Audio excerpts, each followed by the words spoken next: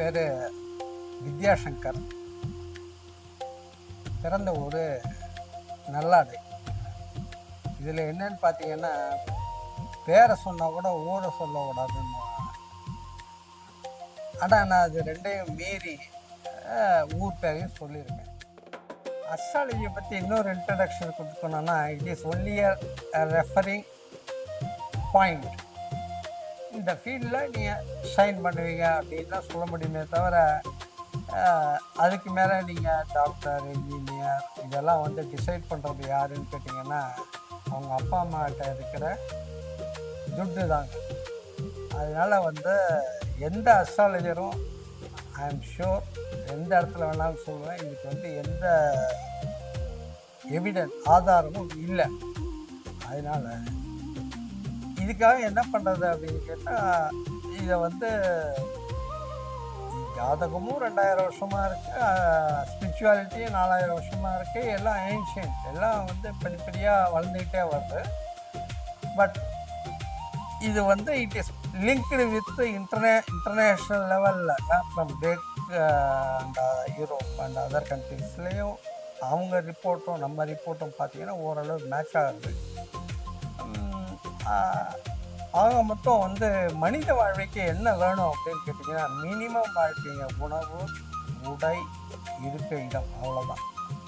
அதுக்கு மேலே எது இருந்தாலும் பெஸ்ட். ஆனால் நீங்கள் எவ்வளோ பணம் சம்பாதிச்சாலும் நீங்கள் ஒரு கேள்வி கேட்டுங்க, நீங்கள் வந்து சந்தோஷமாக இருக்கமா, நிம்மதியாக படுத்த உடனே மருந்து மாத்திரைகள் போடாமல் தூங்குறோமா? ஒரு இடத்துக்கு போகிறீங்கன்னா அந்த இடத்துல நீங்கள் அனுபவிக்கிறதுனா கண்ணாலையும் காதாலையும் கேட்கக்கூடிய காற்று இதெல்லாம் நீங்கள் அனுபவிக்கிறீங்களா? அதுதாங்க வாழ்க்கை.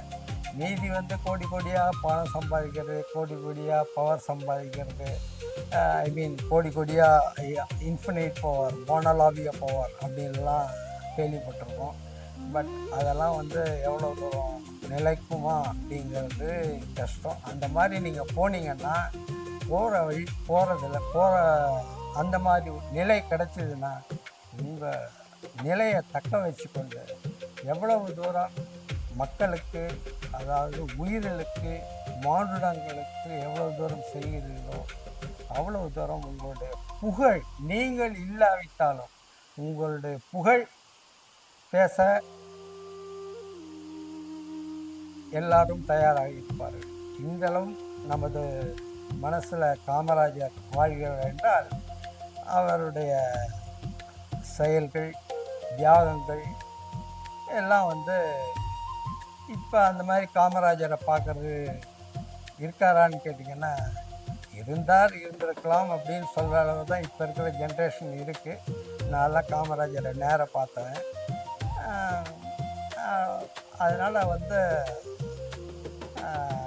அதனால் புகழ் தான் தேடணுமே தவிர, ஓரளவு பணம் சம்பாதிச்சோடனே நீங்கள் வந்து புகழ் தேடுறதை விட்டுட்டு மேலும் மேலும் கோடி கோடியாக, அதாவது கும்பான்னு சொல்லுவாங்க. கும்பான்னா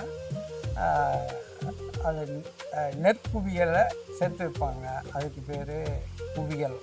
அந்த மாதிரி பணத்தை மூட்டை குவிச்சு வச்சு எதுவும் அனுபவிக்க முடியாதுன்னா, மிஞ்சி போனால் கோல்டன் காட்டு வாங்கி போட்டுக்கலாம், பெட்டு வாங்கி போட்டுக்கலாம். மிஞ்சி போனால் சட்ட விதிகளுக்கு புறம்பான செயல்களை செய்யலாம். அதாவது சமூக